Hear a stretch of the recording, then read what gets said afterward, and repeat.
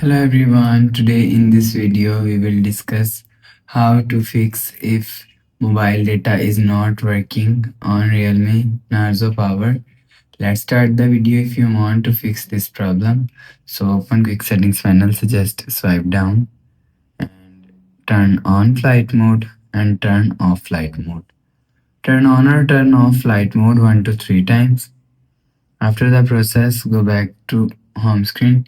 You will check your problem is solved. But if it not solved, so check your internet connection.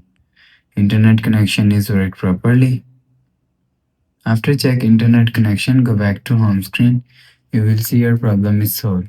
But if it not solved, click on settings app. Scroll down to and click on system and update.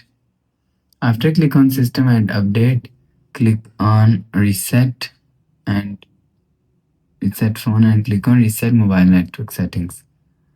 After click on reset network settings, enter phone pin and click on reset.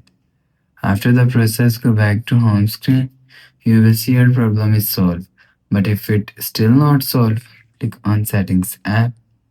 Scroll down to and click on system and update. After click on system and update, click on reset backup and reset and click on reset phone and click on factory data reset.